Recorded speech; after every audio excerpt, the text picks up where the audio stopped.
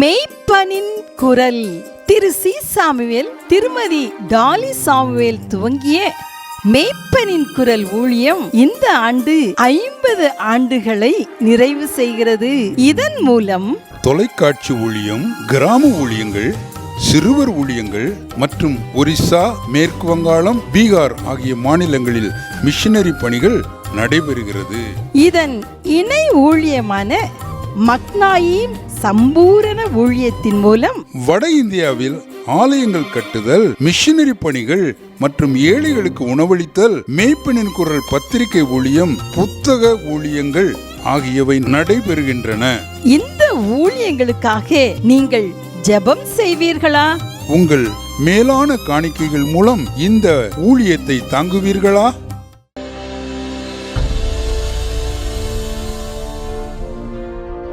கிறிஸ்துவின் பிறப்புக்காக காத்திருந்தவர்கள்.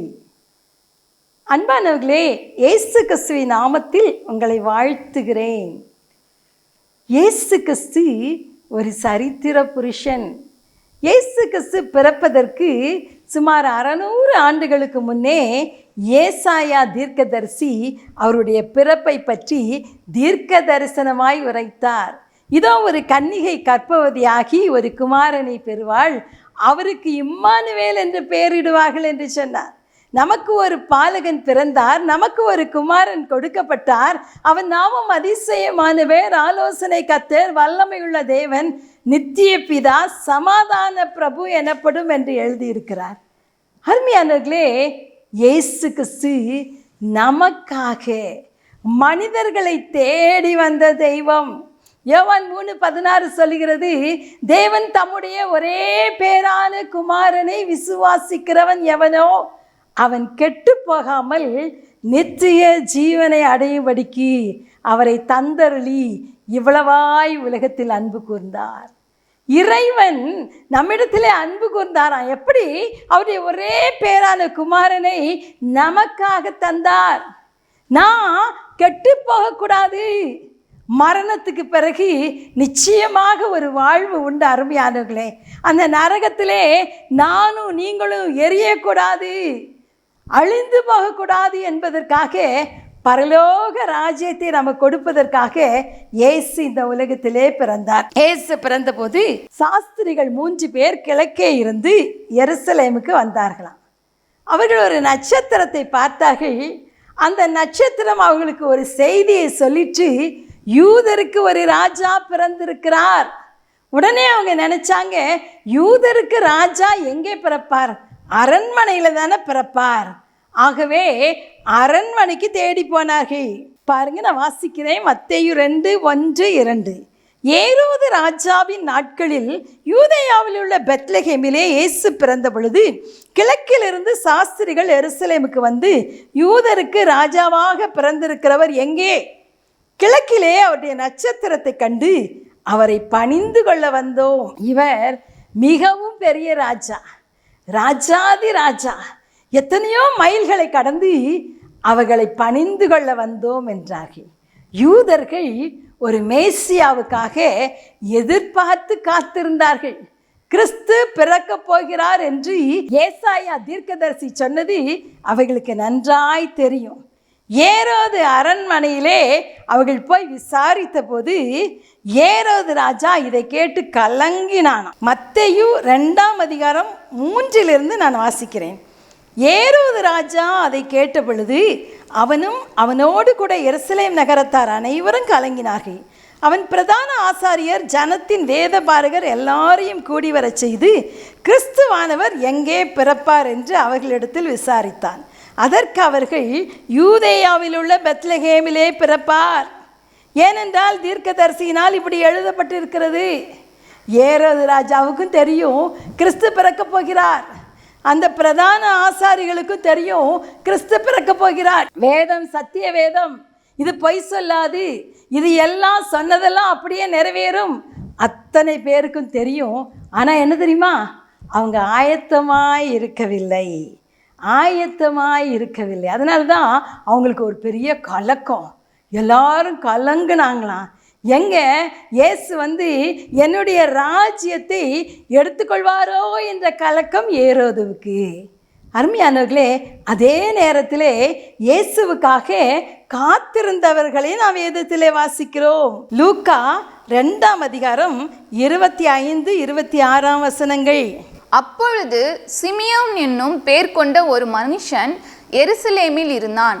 அவன் நீதியும் தேவ பக்தியும் உள்ளவனாயும் இஸ்ரவேலின் ஆறுதல் வர காத்திருக்கிறவனாயும் இருந்தான். அவன் மேல் பரிசுத்த ஆவி இருந்தார். கர்த்தருடைய கிறிஸ்துவை நீ காணும் முன்னே மரணமடைய மாட்டாய் என்று பரிசுத்த ஆவியினாலே அவனுக்கு அறிவிக்கப்பட்டும் இருந்தது. அவன் ஆவியின் ஏவுதலால் தேவாலயத்திலே வந்திருந்தான். பாருங்க, அவனும் காத்திருந்தான். எதுக்கு? கிறிஸ்துவை நான் காண வேண்டும். அவருக்கு ஆவியானவர் சொல்லியிருந்தார், நீ கிறிஸ்துவை காணும் முன்னே மரணமடைய மாட்டாய். மிகவும் வயதான அந்த சிமியோன் கிறிஸ்துவை காண ஆசையாய் தேவாலயத்துக்கு வந்தான். பாருங்க, அப்பொழுது அவருடைய தாய் தகப்பன்மார் அவரை உள்ளே கொண்டு வந்தாங்களாம். அவன் அவரை தன் கைகளில் ஏந்தி கொண்டு தேவனை ஸ்தோத்திரித்து, ஆண்டவரே, உமது வார்த்தையின்படி இப்பொழுது உமது அடியானை சமாதானத்தோടെ போக விடுகிறீர். உம்முடைய இரட்சணியத்தை என் கண்கள் கண்டது. எவ்வளோ மகிழ்ச்சியாக பாடி துதிக்கிறான் பாருங்க. இதுதாங்க இன்னைக்கு இயேசு 2ஆம் முறையாய் வரப்போகிறார். எத்தனை பேர் ஆயத்தமாக இருக்கோம்? இன்னொரு சகோதரியை பார்க்கலாம். லூக்கா 2ஆம் அதிகாரம் 36, 37, 38. ஆசேருடைய கோத்திரத்தாலும் பானுவேலின் குமாரத்தியுமாகிய அன்னாள் என்னும் ஒரு தீர்க்கதரிசி இருந்தாள். அவள் கன்னிப்பிராயத்தில் விவாகமானது முதல் 7 வருஷம் புருஷனுடனே வாழ்ந்தவளும் அதிக வயது சென்றவளுமாயிருந்தாள். ஏறக்குறைய 84 வயதுள்ள அந்த விதவை தேவாலயத்தை விட்டு நீங்காமல் இரவும் பகலும் உபவாசித்து ஜபம் பண்ணி ஆராதனை செய்து கொண்டிருந்தாள்.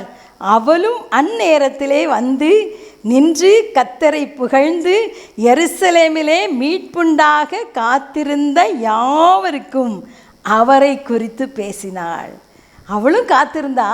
யாரெல்லாம் அப்படி காத்திருந்தாங்களோ அவங்களுக்கெல்லாம் மீட்பு உண்டாகும்படி அவரை குறித்து சொன்னாள். இவர்தான் ரட்சகர், இவர்தான் கிறிஸ்து, இவர்தான் மேசியா, பிறந்து விட்டார்.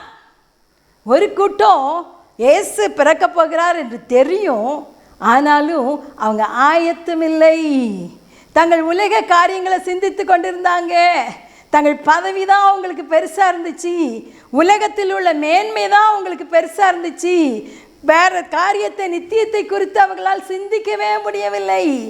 ஆனால் இன்னொரு குரூப்பு, சிமியோன், அன்னாள் போன்ற காத்திருந்த கூட்டம் உண்டு. இது சின்ன கூட்டமானாலும் மேசியா பிறப்பார், ஆண்டோடைய வார்த்தை பொய் சொல்லாது, நான் அவரை காண்பேன், காத்திருந்தாங்க. அருமையானவர்களே, நீங்கள் காத்திருக்கிறீங்களா? இயேசு வரப்போகிறார், வரப்போகிறார், வரப்போகிறார், எல்லாருக்கும் தெரியும். இன்றைக்கி கேள்வி பண்ணுறாங்க, இயேசு வர்றாருன்னு சொல்கிறீங்க, எங்கே வந்துட்டாருன்னு கேட்குறாங்க. செப்டம்பர் 23 வர்றாருன்னு யாரோ தீர்க்க தரிசனம் சொல்லிட்டாங்க. ஒரு கூட்ட மக்கள் காட்டுக்குள்ளே போய் காத்திருந்தாங்க. அருமையானவர்களே, தீர்க்க தரிசனம் அதையும் இதையும் நம்பக்கூடாது. வேதம் என்ன சொல்லுகிறது, இதை தான் நம்ம பார்க்கணும். மத்தேயு 24:36 வாசிங்க. அந்த நாளையும் அந்த நாழிகையையும் என் பிதா ஒருவர் தவிர மற்றொருவனும் அறியான், பரலோகத்தில் உள்ள தூதர்களும் அறியார்கள். அந்த நாளையும் அந்த நாழிகையும் பிதா ஒருவர் தவிர ஒருத்தருக்கும் தெரியாது. தூதர்கள் கூட அறிய மாட்டாங்க. இன்னைக்கு வருவார், அன்னைக்கு வருவார் சொன்னால் நம்பாதீங்க. ஆனால் பைபிளில் போட்டிருக்கு, அவர் எப்பொழுது வருவார், அவர் வருகிறதற்கான அடையாளம் என்ன, எல்லா காரியங்களும் தெளிவாய் எழுதப்பட்டிருக்கிறது. ஆகவே நாம் காத்திருக்க வேண்டுமா? சொன்ன காரியங்களெல்லாம் நிறைவேறிடுச்சிங்க. பஞ்சம் வரும், கொள்ளை நோய் வரும், மனுஷனுடைய அன்பு தணிந்து போகும், யுத்தங்கள் வரும், கடைசி காலத்தில் இப்படி நடக்கும், எல்லாம் நிறைவேறிவிட்டது. இப்பொழுது நாம் அவர் வர காத்து கொண்டிருக்கிறோம்.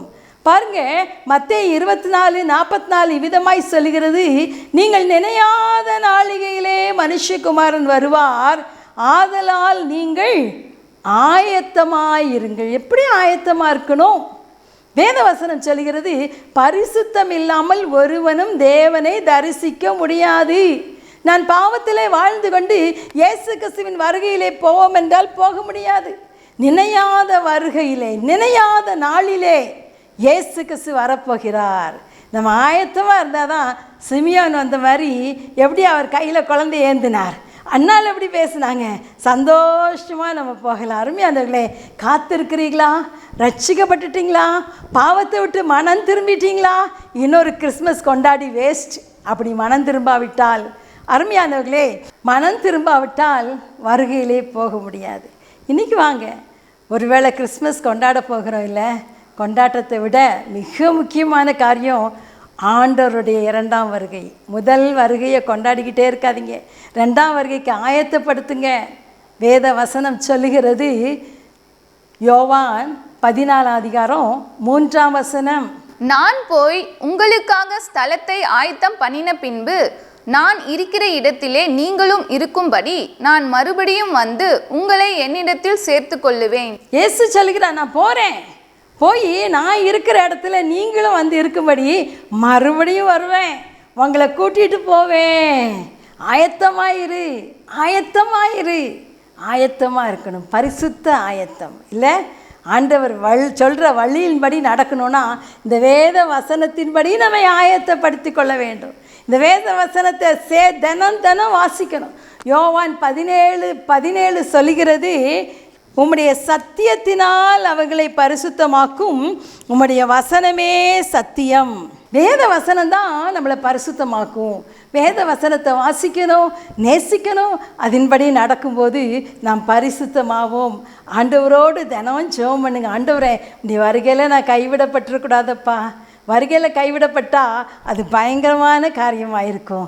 கிறிஸ்மஸ் கொண்டாட்டத்தை விட ஆண்டவருடைய 2ஆம் வருகைக்கு ஆயத்தமாகிறது தான் ரொம்ப முக்கியமான காரியம். அருமையானவர்களே, மத்தேயு 25:34 வாசிக்கிறோம், அப்பொழுது ராஜா தமது வலது பக்கத்தில் நிற்பவர்களை பார்த்து, வாருங்கள், என் பிதாவினால் ஆசீர்வதிக்கப்பட்டவர்களே, உலகம் உண்டானது முதல் உங்களுக்காக ஆயத்தம் பண்ணப்பட்டிருக்கிற ராஜ்யத்தை சுதந்தரித்து கொள்ளுங்கள். பாருங்க, இங்க ஆண்டவர் சொல்றார், ஆண்டவர் நியாயாதிபதியாய் வீற்றிருக்கிறார். ஒரு பக்கம் வலது பக்கத்தில் ஒரு பெரிய கூட்டம், இடது பக்கத்தில் ஒரு பெரிய கூட்டம். ஆண்டவர் சொல்வாராம், அந்த வலது பக்கத்தில் இருக்கிறவங்கள பார்த்து என்ன சொல்வாராம், வாருங்கள், பிதாவினால் ஆசீர்வதிக்கப்பட்டவர்களே, உலகம் உண்டானது முதல் உங்களுக்காக ஆயத்தம் பண்ணப்பட்டிருக்கிற ராஜ்யத்தை சுதந்தரித்து கொள்ளுங்கள். உனக்காக ஒரு ராஜ்யத்தை ஆயத்தம் பண்ணி வைத்திருக்கிறார். அதை சுதந்தரித்து கொள்ள நீ ஆயத்தமா, நான் ஆயத்தமா? நம்ம ஆயத்தமாக இருந்தால் தான் அந்த பரலோகத்துக்கு போக முடியும். அருமையானவர்களே, கிறிஸ்மஸ் விமரிசையாய் கொண்டாட பிளான் பண்ணியிருக்கீங்களே, இயேசுவை சந்திக்க நான் ஆயத்தமான்னு பிளான் பண்ணுவீங்களா?